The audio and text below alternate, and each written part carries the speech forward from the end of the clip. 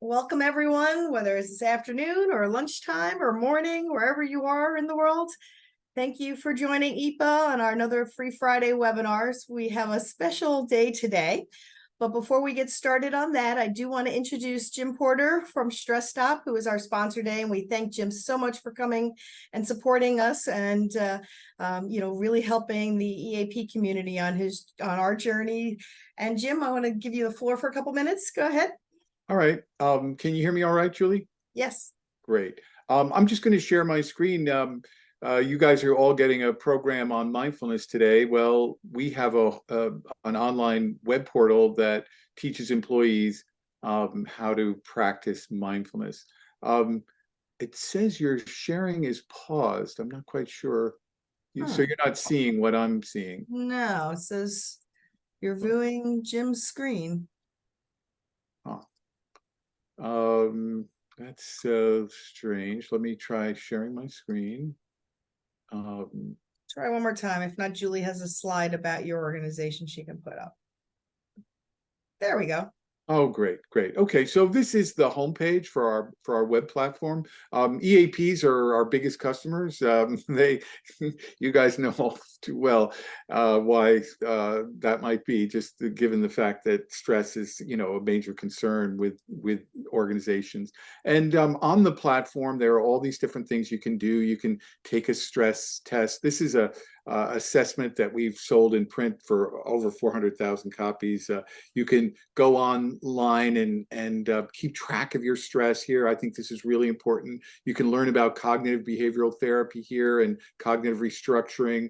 There are relaxation videos you can watch. There's relaxation exercises you can participate in, webinars on meditation, podcasts on all kinds of stress-related topics, from emotional eating to emotional intelligence. We've got Q&A with some of our experts. And then down here at the bottom, we love these little 2-minute a day, 30-day programs that people can do on resilience, wellness, mindfulness, behavioral change, diet and nutrition, and what we call personal sovereignty. So it's a really robust platform. There's lots of there's a reporting feature that you can keep track of everything, and we'd love to do a demo for you. You can look up our website, stressstop.com, and everything you need to know is right there. So thanks, Julie, for allowing me a couple of minutes to introduce our site, and we hope you enjoy this program on mindfulness. I've talked to Teresa, and she really has some interesting teachers that I think are some of the best teachers in the business. So I think she's going to have some amazing insights to share. So thanks, Julie. I'll turn it back over to you. Thanks, Jim, and thanks, Stress Stop, for your support of EPA. We really appreciate it. So as many of you might know, in my other life, my other hat, I'm a women's gymnastics judge. So I have watched Teresa grow and blossom over the years. I've been doing this a long time. And I read her book, and I thought she was a wonderful person to come and talk with us. So let me give you a little bit about her background. So Teresa Kuligowski-Gillespie is a functional medicine physician's assistant, certified mindfulness meditation teacher, author, Army veteran, formerly collegiate gymnast. She completed PA school at the University of Utah in 2007, worked as a civilian prior to joining the Army as a PA, and then from 2009 to 2012, she deployed to Tikrit, Iraq with the 4th Infantry Division. Upon her return, her health became a noticeable decline, and this healing journey has led her more deeply into mindfulness and meditation, eventually completing Jack Kornfield's and Tara Brock's Mindfulness Meditation Teacher Certification Program in 2021.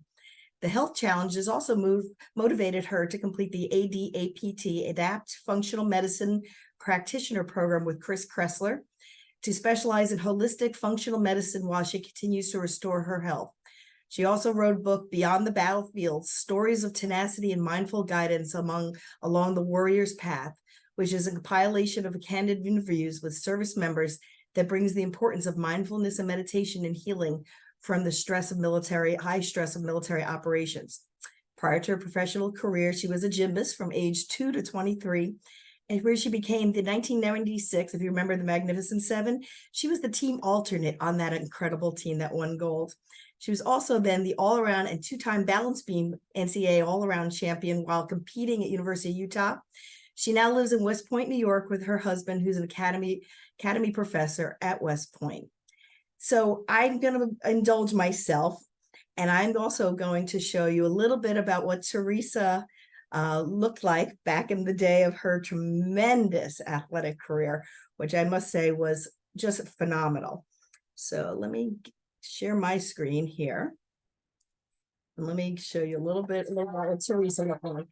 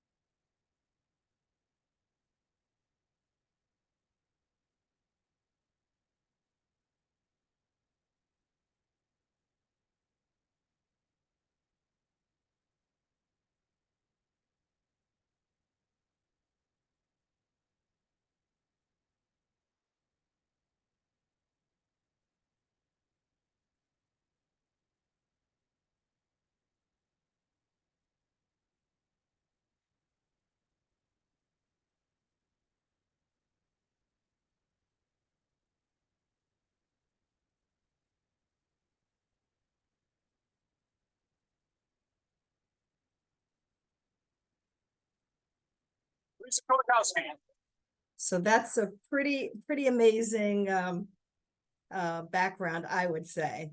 So with that, I'm going to turn this program over to Teresa and let her tell you a little bit more about herself, her journey, and what insights and great thoughts she can share with us about meditation and mindfulness. So Teresa? Thank you so much, Julie. I didn't know you were going to show that video. Can kind of remember the routine, find myself doing it along with the video. There was music that went with it. We just couldn't hear it.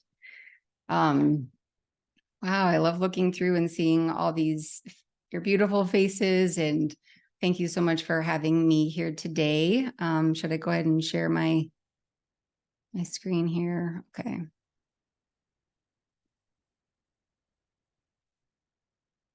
Okay. So we're going to talk about mindfulness today and really the power of presence, how important present moment awareness is in our day-to-day living.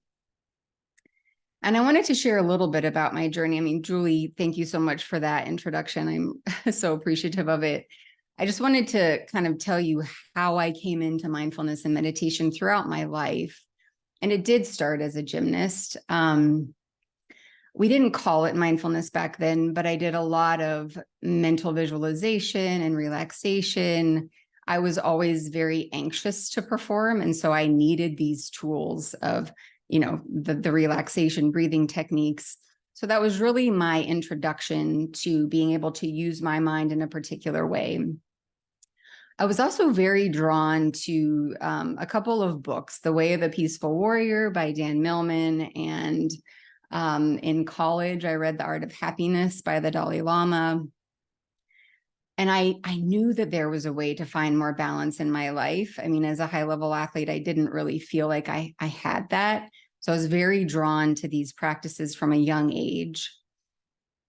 Then I left the sport when I was 23, and I really struggled, but then kind of found a new path as a PA. And then I joined the Army as a PA and served for 3 years during that time. And I had a couple really special encounters with some soldiers. One in particular who called me one day and was just distraught. He had physical health issues because of burn pits when he was in Iraq, and dealing with a medical board and just all of the anxiety and the depression. And he came into my office and we chatted for about an hour. And I told him about Rick Hanson's book, Buddha's Brain, And he just soaked it all up. He wanted to learn about meditation and mindfulness. And I ran into him a couple years later and he was like, thank you so much. These tools were so helpful for me. And so just, little seeds have been planted along the way, like, this is important. I got out of the Army. I joined an active duty service member who's still serving. And then I became a mom myself and I got sick. So right after I had my son, I kind of went from high functioning, independent, hard charger to bedridden.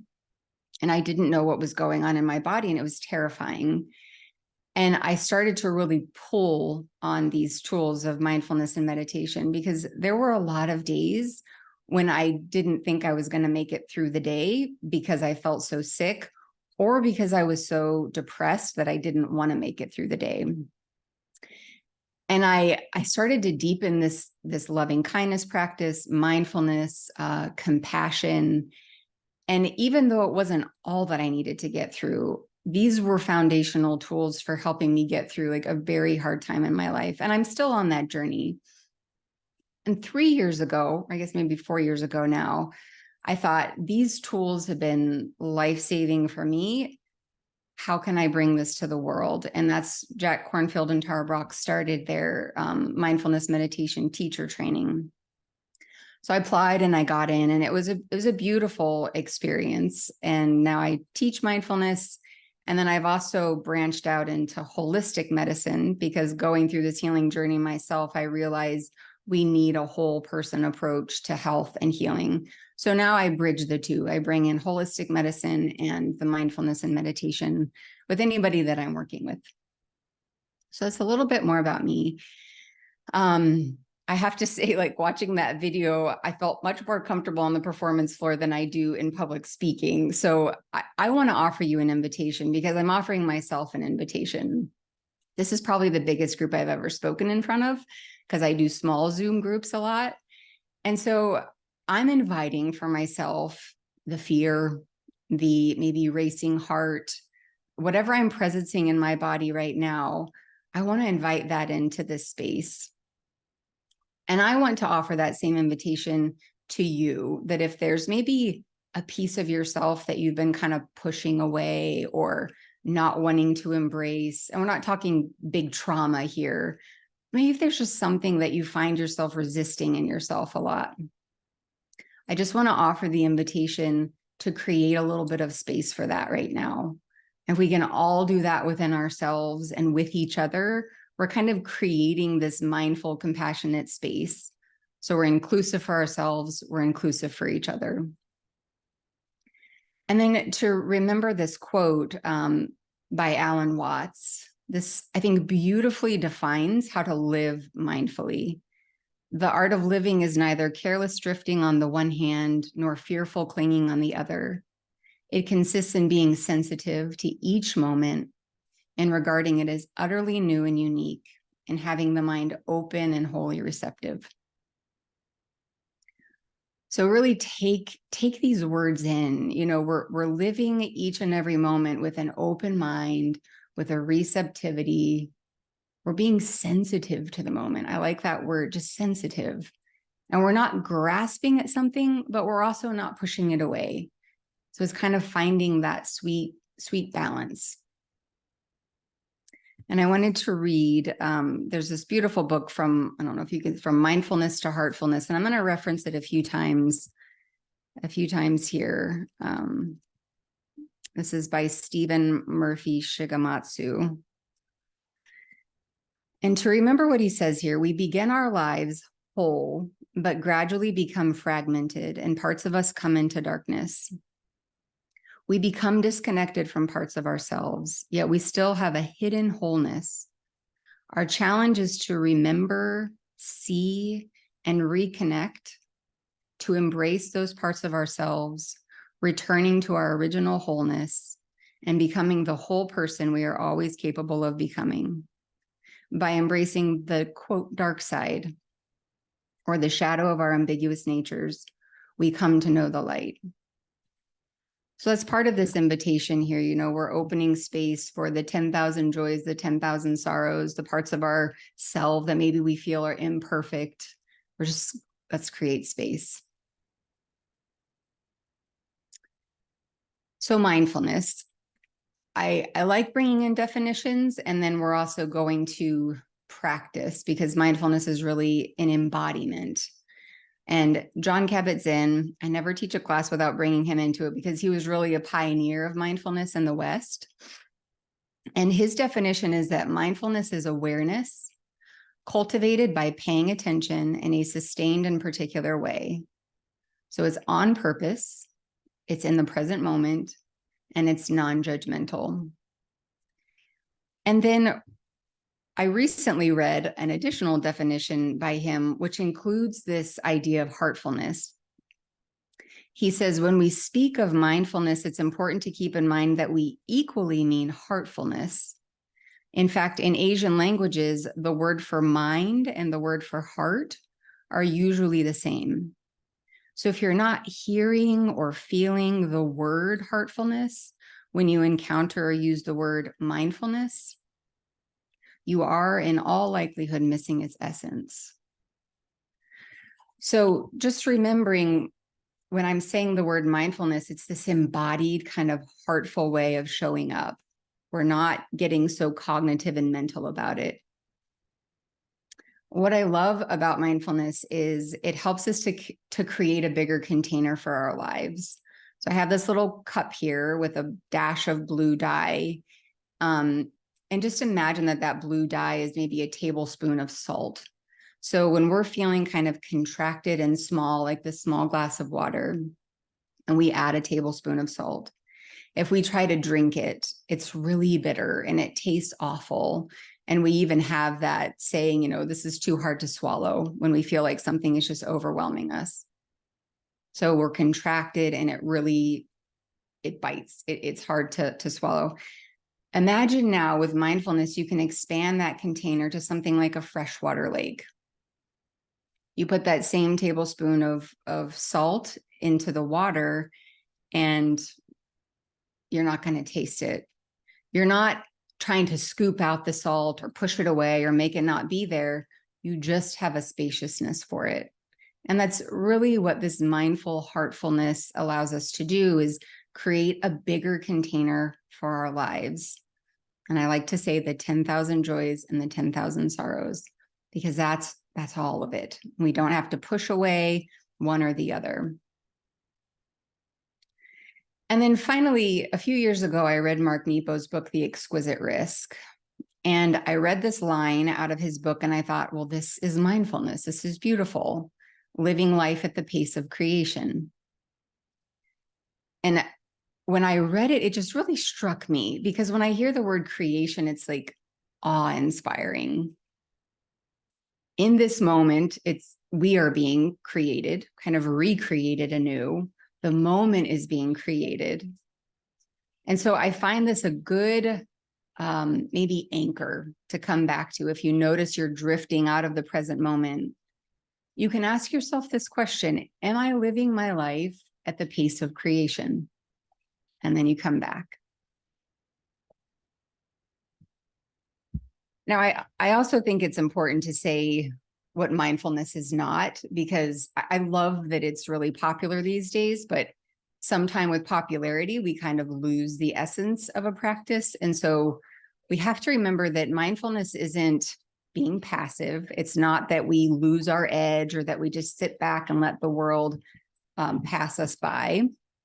And so I want to share another little excerpt from Stephen's book, because he shares an experience that he had leading a leadership, symposium with the U.S. Navy. And he says the members of that workshop focused on exploring their inner lives, their ways of being in the world, and their expression and how they would lead others. The commanding officer admitted to being ambivalent about mindfulness, fearing that it meant sitting around doing nothing while someone else was getting ahead by doing. He worried that if he became more present and calm, he would be regarded as spacey, impractical, and passive, and would lose his competitive edge and so be unable to deal with important problems that occurred. He needed to be convinced that he would actually be more alert, be more efficient, and have greater well-being. So just remembering that, I think some of us go into this thinking, oh my gosh, I'm afraid that if I become mindful, I'm just going to be a doormat for the world to walk all over. And that's not it. It's really a way of showing up in the world. And then when we are centered in mindfulness, we can respond. We can respond more effectively. Our actions are more effective and more well-informed, as opposed to reactive out of emotional habit. And then we also have to remember that it's not a cure-all. I mean, I teach this and I love it. And I think it's a foundational tool. I try to live by it. I know it's not all that I've needed on my healing journey. And when I see patients, I don't just say, oh, you've got a thyroid issue, you just need mindfulness. You know, it's not like that. I think we all understand that, but it is foundational. And yeah, what else do I have to say about that? Because if we don't have present moment awareness, I feel like where can we go from there? We're still going to be stuck in reactivity. So having present moment awareness can then allow us to use these other tools that we have at our disposal. So I want to take a pause. You can move your body a little bit, take a deep breath. And we're going to do an awareness practice together. And we'll start with eyes open, just orienting yourself to the room, looking at maybe colors that you're noticing. Sometimes looking behind you in the room can help in orienting just to safety. I know my surroundings. I'm here. I'm safe. And bringing this quality of beginner's mind. So curiosity or intentionally being present, just noticing our surroundings. And then if you'd like to, you can close your eyes. If it doesn't feel comfortable, you can just soften the gaze and look a few feet in front of you. And begin to notice the breath.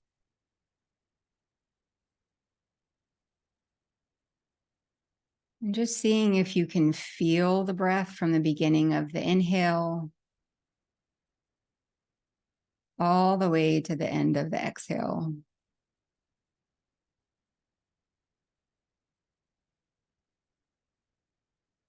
And we don't have to fix the breath or change the breath in any way. We're just becoming aware of the natural rhythm, the natural flow.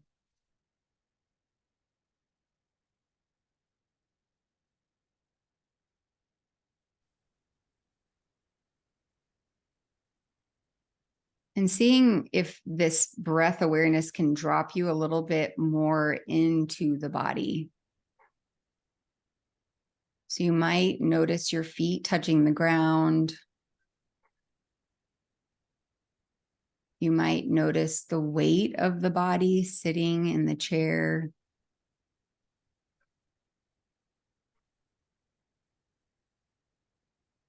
You might notice where clothes are touching skin or air is touching skin. And again, we don't have to change anything. We're just really getting to know what's actually true in my body right now and just letting it be.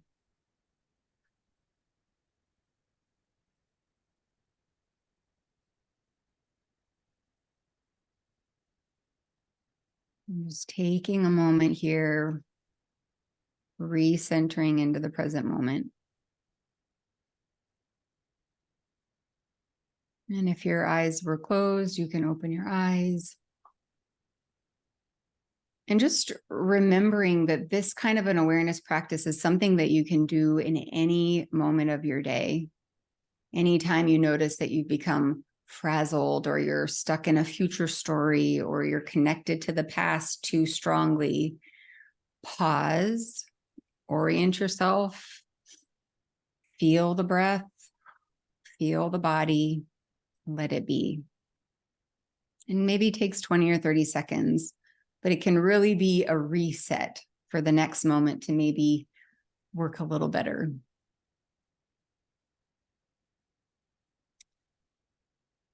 Okay. So going back to John Kabat-Zinn's definition, I want to go a little bit deeper into these three things that he focuses on.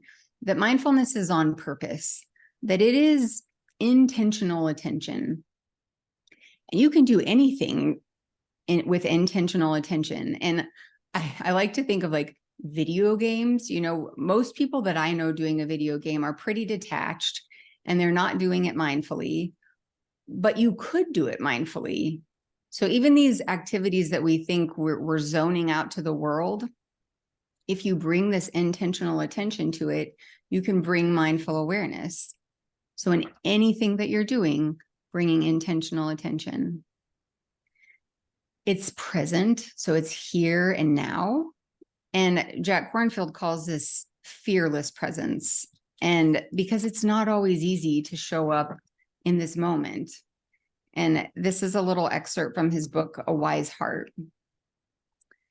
He's talking about this fearless presence and what that might look like.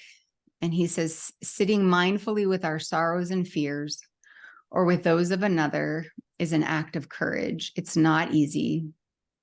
And he goes on to share a story of a woman who fears confronting her rage will kill her. Another man's story of his son who has cystic fibrosis and these awful images of him dying young. Another woman facing cancer and fearing death. And then he says, with patience and courage, each of these people gradually learned how to sit firmly on the earth and sense the contraction and the trembling of their body without running away. They learned how to feel the floods of emotions, the fear, the grief, the rage, and to allow them to slowly release with mindfulness. They learned to see the endless mental stories that repeat over and over, and with the resources of mindfulness and compassion, to let them go and relax, to steady the mind and return to the present. So it's a practice, and we're developing this capacity of really fearless presence. It's a courageous act. And then finally, mindfulness is free of judgment to the extent that we're able. I know this is something that comes up for me daily. It is a challenge to let go of judgment. I mean, especially with the background in gymnastics, you know, I started when I was 2, and it's just like everything is judged. So retraining the mind to see judgment for what it is. And I often think of judgment as this second arrow, because if you're already struggling with something, fear, jealousy, anger, whatever it is, if you're already struggling, you've already kind of been shot metaphorically with an arrow because you're hurting, you're wounded in some way. And what we oftentimes do is we shoot ourselves again with that second arrow of judgment. How the heck am I feeling this way again? I'm beyond this. What's wrong with me? I should be feeling this. And oftentimes there's like a third arrow of judgment and a fourth arrow of judgment. It goes on and on. But mindfulness, first and foremost, lets us see. We have this mindful awareness that, oh, this is judgment. I can see it for what it is. I can remove that arrow. I don't actually need to buy into it. And then with more practice, we can actually kind of intercept it all together and just stay with the first arrow. We stay with that initial, whatever it is, the feeling of discomfort, or maybe it's a feeling of comfort that we don't enjoy. So we're letting go of the second arrow of judgment, and we're shifting from judgment into curiosity. And curiosity is a very different energy. Curiosity, I feel, is just, it's open. We're not going into something thinking it should be this way. It's not so rigid like judgment. There's open, there's flexibility with it, there's learning with it. So we can move from that judgment into a space of curiosity.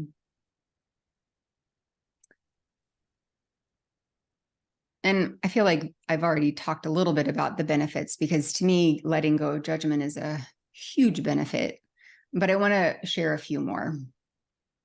So a few years back, I was reading the Lion's Roar magazine, and this sentence stood out to me. Reality is kinder than delusion. Now, I know reality is hard, especially, I mean, maybe not even especially this day and age. Reality is just hard. Being a human being is hard. But so often it's the stories of our minds, the being stuck to the past or projecting into the future or living in some virtual reality of the mind that makes reality that much harder. So mindfulness helps us to come back into that place of fearless presence where we're letting go of that additional suffering that's created by the mind. So I remind myself of this often. What's actually true right now? And oh, this reality is actually kinder than what's going on in my mind. So we can remember that. It helps us to reconnect with the power right now. Eckhart Tolle, his book, The Power of Now. Ram Dass says, be here now. We have a lot of power that we give away when we are living in the future or the past. So with mindfulness, every time we remember, it's like we're recentering back into our power. We also know that mindfulness helps with physiologic balance.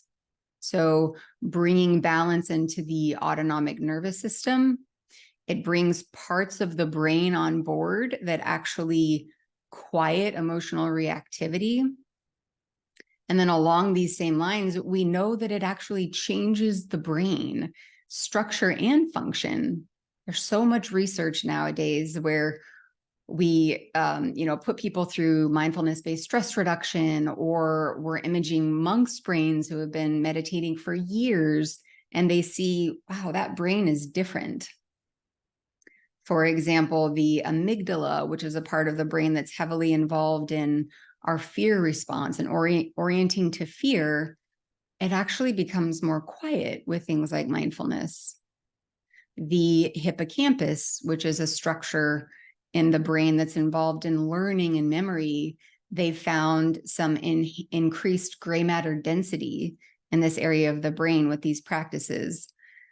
So, I find it interesting because sages and saints have done this for millennia and they knew that it worked, but now we have science that says, yeah, this actually changes our brain for the better, and people feel better with it.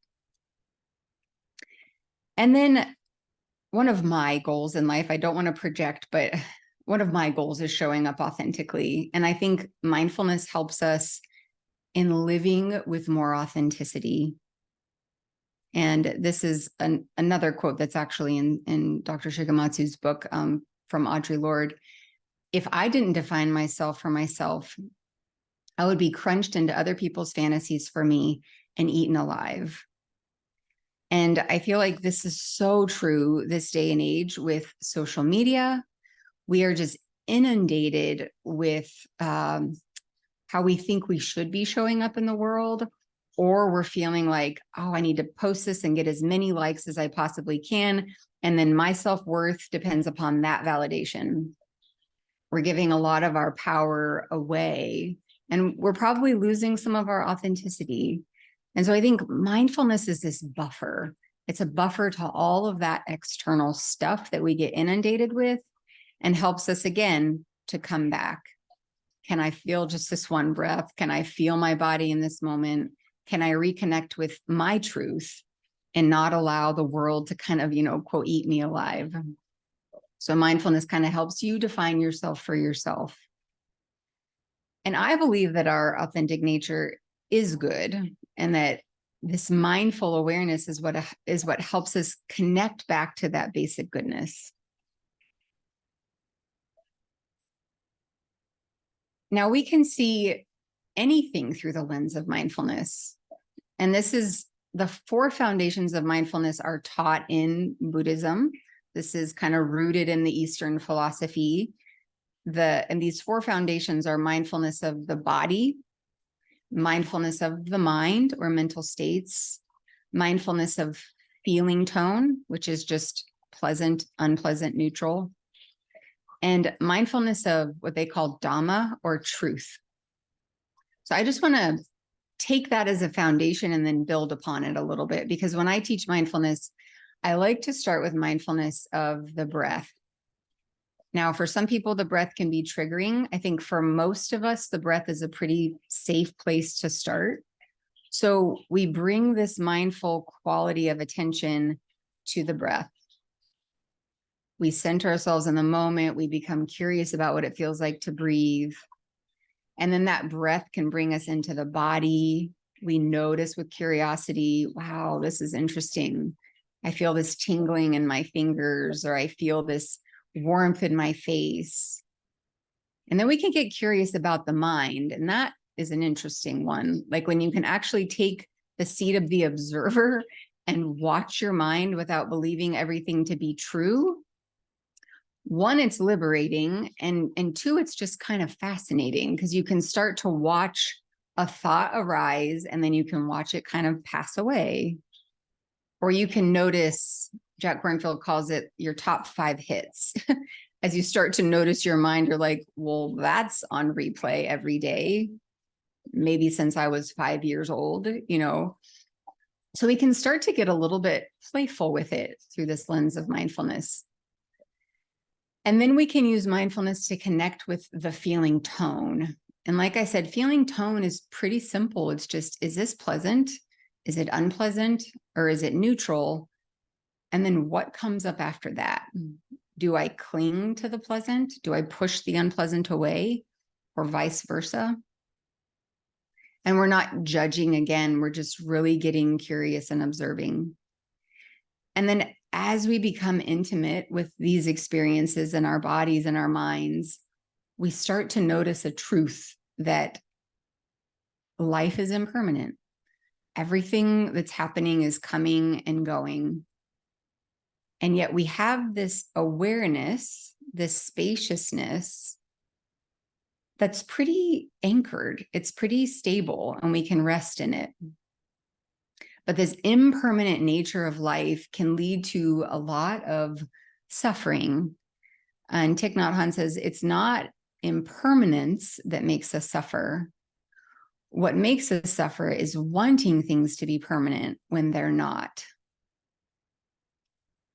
So another thing that I bring up in teaching about suffering with mindfulness is that pain times resistance equals suffering. So pain, we're all going to have pain. You multiply that by that resistance, like that pushing away. Either I don't want it to be here or I need it to be here. You know, some of us really feel more comfortable with pain, but the resistance increases the suffering. And so this is where enter mindfulness, it kind of brings that resistance piece lower and lower. So we're still going to have pain. That's just part of life. But the less we resist it, the more we open with curiosity and compassion, the less we're going to suffer. And then we also just have to remember that this impermanent nature of life is human, and that all of us wanting it to stay the same, leading to suffering, that's also a shared human experience. So it's not a call for more judgment. It's really a call for compassion. And that's where anytime I teach mindfulness, I bring in compassion, because they are 2 wings of the bird. So obviously a bird can't fly with only one wing. And I feel like for us to reach our fullest potential, we need both of those wings too. So you have the mindful awareness, you have the presence, and then you bring in this compassion. And what I found in my own experience and what I find in working with people is that the more we can connect with ourselves in a mindful and gentle way, and the more we actually know our own suffering, we start to understand it's not just my suffering. This is the suffering. This is suffering, human suffering. I experience it, you experience it, we experience it. And so we have this understanding, and naturally this compassion arises, because compassion literally means to suffer with. And so then we want to do something about it. So this is again where mindfulness is not just sitting back. There can be compassionate action that is well informed by our mindful awareness. So just remembering the two wings of the bird, right? In order for us to reach our fullest potential in our own lives, we're going to need both.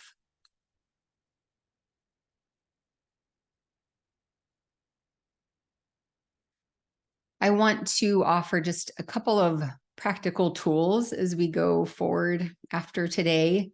Some of you maybe already have a mindfulness practice, a meditation practice, and I think that's beautiful. For those of us who maybe don't, or you want to deepen it a little bit, I just say start where you're at and have realistic expectations. I think for people who have never done meditation before or never practiced these kind of tools, they sit and they get quiet and then they get a little bit freaked out because it's like, oh my God, my mind won't stop. And I have all this coming up in my body and it's just overwhelming. So you ease into it. You just start small, you go slow. Sometimes I recommend just as soon as you wake up in the morning, you do 3 mindful breaths. Or before you go to bed at night, you do a 30-second body scan where you say, what's actually true right now in my body? Okay, I can feel that. And then, you go to bed. So we're starting small and we're building from there. I also think it's important to distinguish between an informal practice and a formal practice. So the informal practice is showing up moment to moment with mindful attention. And that is something you can remember at any moment in your day. So the informal practice is kind of like make your life your meditation. So you notice I'm getting caught in a story in my mind, or I'm getting really revved up about something. Can I come back to this moment just here and now?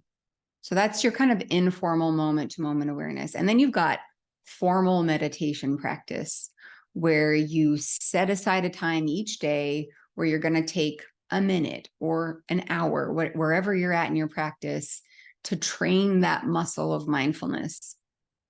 So maybe you're just focusing on your breath for that minute or that hour, or maybe you're doing a body scan during that time. And it's very dedicated practice. Me coming from an athletic background, I like to use the analogy of like training in the gym. So this is not really athletic, but I'm thinking in terms of building maybe strength or endurance. If you just want to build this capacity so that the rest of your life feels a little bit easier, so you have energy at the end of the day, you're going to go to the gym, you're going to dedicate that hour to building those muscles. And then the rest of your day, you've got some reserve, some resilience. This is similar to the meditation and mindfulness work, that the more you dedicate to this formal practice, the more you can access it in your day-to-day living, the more you'll remember, oh, I'm actually not present right now. Let me come back. And I don't know who the teacher is, but her phrase is begin again. So in any moment, you can begin again. And we remember that this is lifelong. This is not a self-perfection project. This is, as Jack Kornfield says, how can we perfect our compassion? How can we perfect our presence? But we're not going to make ourselves perfect in it. So it's just this lifelong practice. How much more can we show up and be here now?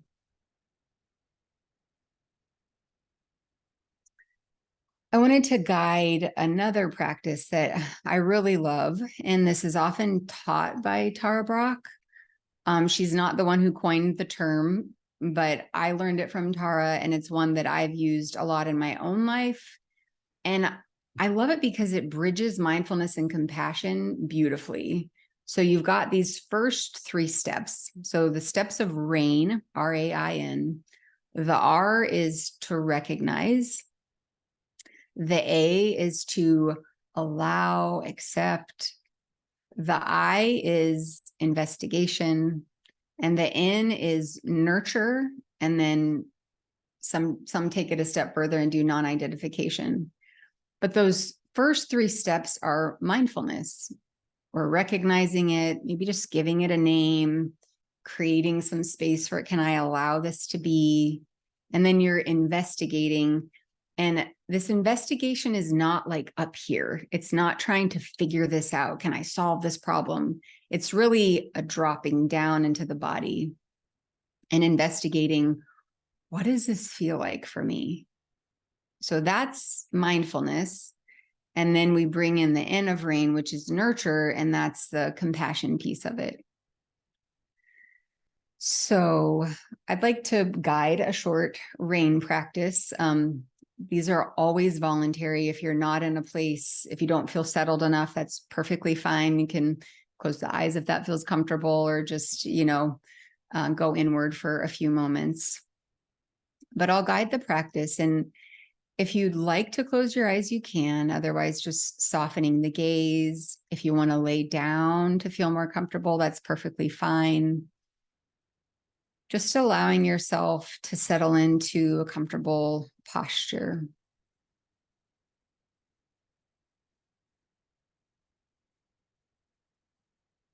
And taking a deep breath, just breathing in and out. I invite you to bring to mind something in your life. It can be what we brought up at the beginning, like what we invited into this space that's been a challenge for you. It can be that, it can be a relationship issue, it can be an emotion. Just bringing something that is slightly challenging. Nothing that's very traumatic, just something that's a slight challenge for you right now in your life. And with the R of rain, we're simply recognizing it. If it's helpful, you can give it a label. Sometimes we name it to tame it. So just in giving it a name, sometimes it loses a little bit of charge.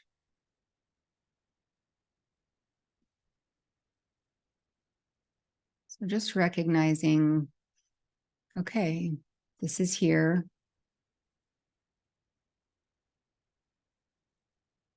And the A of rain is allowing it to be, even if it's just for the next few moments. And in allowing it, we don't have to like it.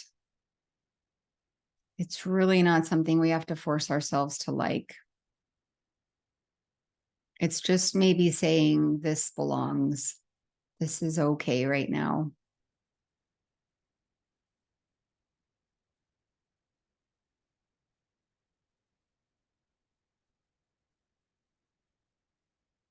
And even if there's resistance that comes up, can I allow that?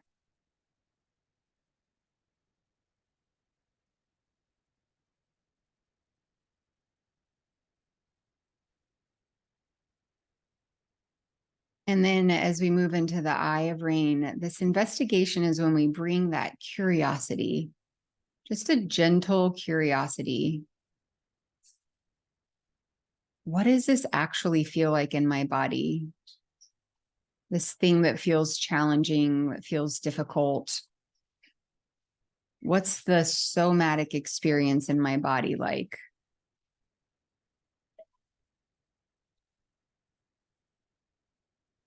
And you might notice thoughts coming up as well. That's okay. Just becoming curious about the nature of those thoughts.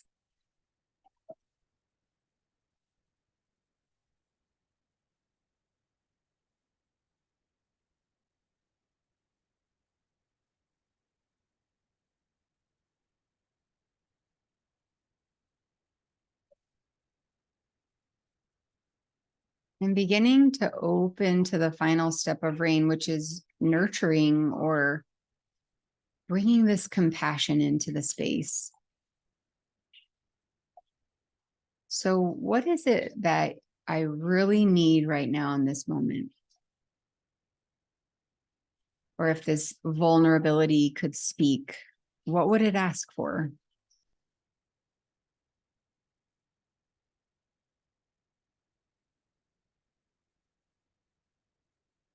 And sometimes with this practice, we might get an idea, of action that needs to be taken, or sometimes if nothing's coming to us, if we just want to place a hand on the heart, or offer words of comfort. It's okay. I'm okay in this moment. And may I be free of the suffering.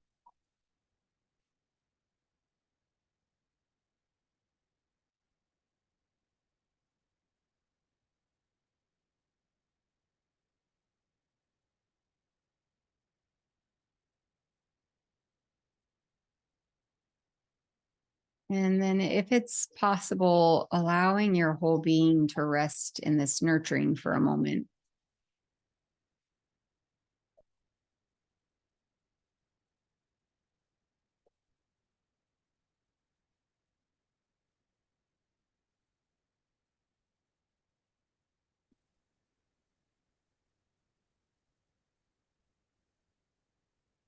Resting in a space of awareness where you actually are both the nurturer and the nurtured.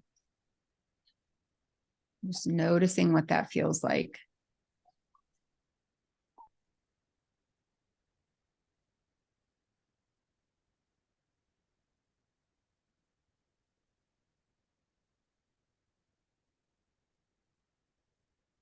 And whenever you're ready, you can open your eyes if your eyes were closed.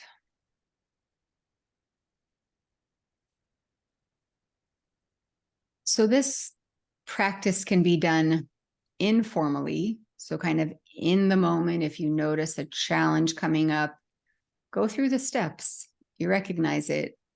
Maybe just give it a name. Oh, fear.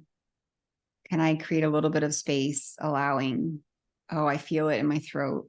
Investigation. Grant, hi, Susan Owen Langley. I'm Uh-oh. Oh, thank you. I thought we were running out of time. And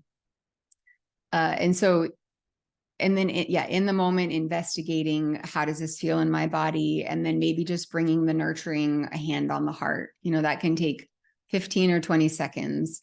And then you can also do a longer practice than what we did.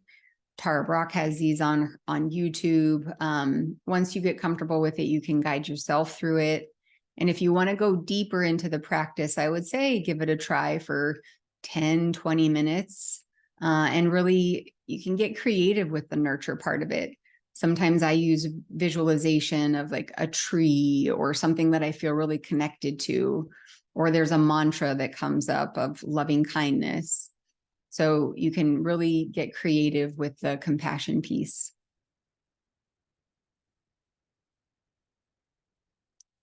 And so my final invitation here as we go out into the world and hopefully just having the seed planted of mindful presence, of heartfulness, of bringing compassion to ourselves, bringing compassion to those that we work with, our loved ones.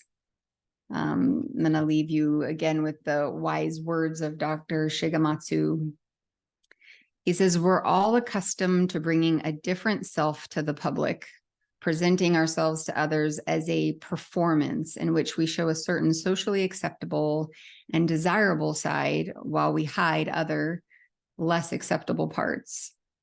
We're dominated by our ego with its fears and demands, and freeing ourselves from this prison is really hard work. Just being who you are at any moment is a great challenge. It requires courage to be the real you, relating honestly with others. Authenticity is knowing who you are and being that person in your daily life, awake and aware of your thoughts and feelings. Through heartfulness, we become authentic one moment at a time in our thoughts, our feelings, and our actions.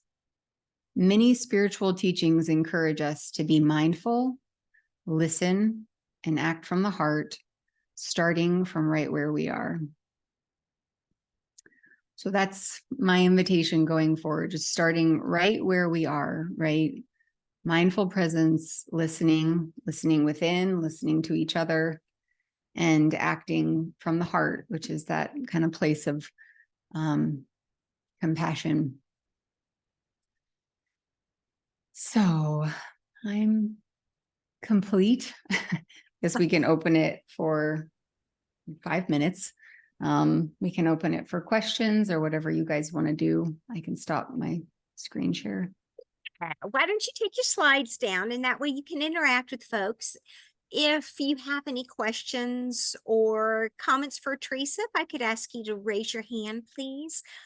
We do have quite a few folks on the webinar today, so that way we can prevent anybody talking over each other. So, or if you have a question or anything for Jim Porter from Stress Stop, who's our sponsor for today, you can also raise a hand, and I'm sure he would be happy to answer any of your questions.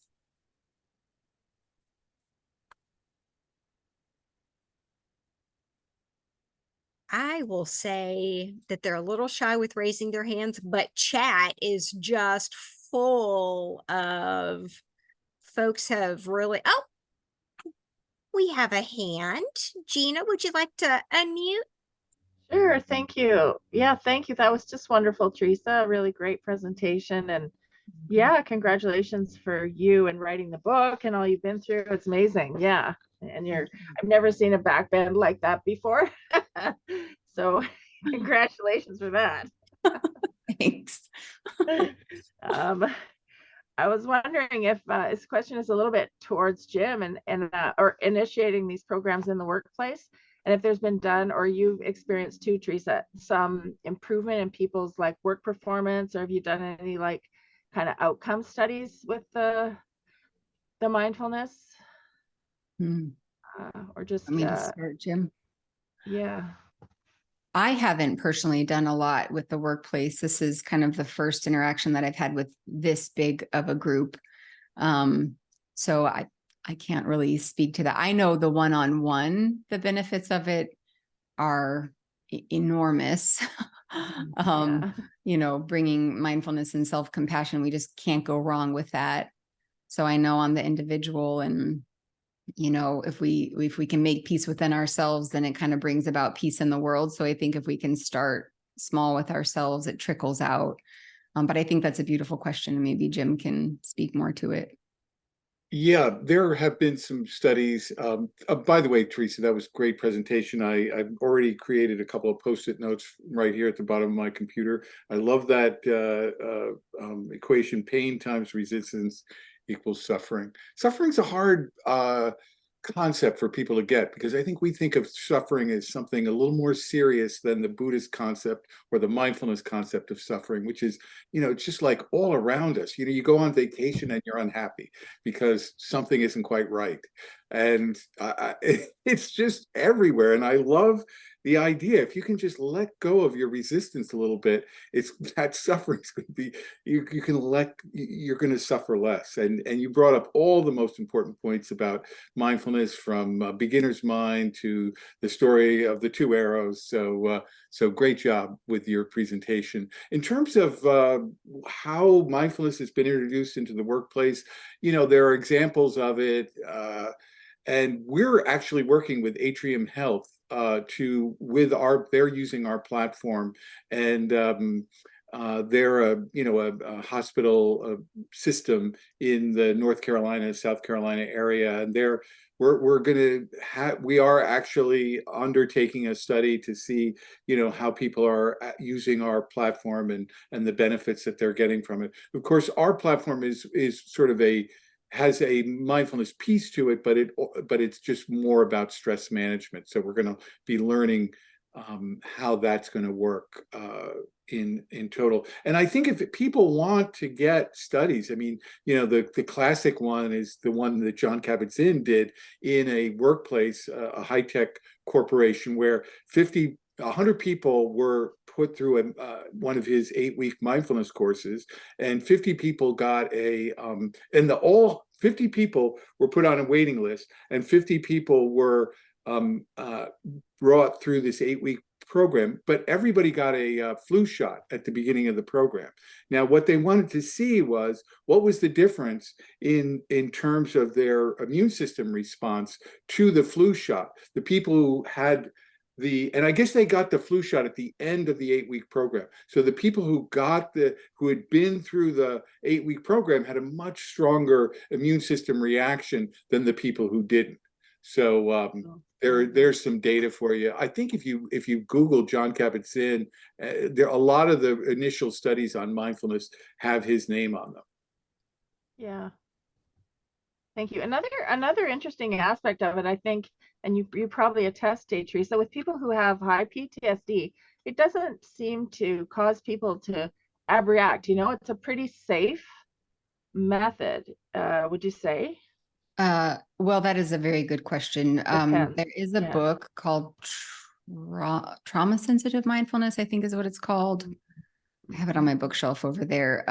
Because you're right. You don't want to, if somebody is dealing with intense trauma in the body and you say, let's close our eyes. First off, that might be Yeah. triggering. Let's go into your body. It might be very, it's overwhelming, re-traumatizing. So, there's a very gentle way to do this. And I think if you have PTSD, you should work with a trauma-informed therapist. Yeah, because there's a titration method that you can use. Somebody has to be very well resourced before they can start going into the body. If there's been a lot of trauma that, we say the issues are in our tissues. And sometimes if we go there, it all comes up. So I love that question. And thank you for asking it, because you do have to be careful with certain populations. Right. Yeah. Mm-hmm. Well, on the heels of that lovely question, which got us some great information flowing, we actually are at noon now, so our hour has flown by. I did want to let you all know that Teresa's going to do another session for us in I believe it's January, and it's going to be a little bit longer. So if you're interested in learning more about her practices and things, please do be on the lookout for that. I don't think we have registration open yet. But of course we always do our blasts, and just so keep an eye open for it. If you did not put your name in chat, please do that, so that I can get you the link to do your right to get your certificate. And those of you that were with us 2 weeks ago, we're having a problem with that. As soon as it's resolved, you'll get that link.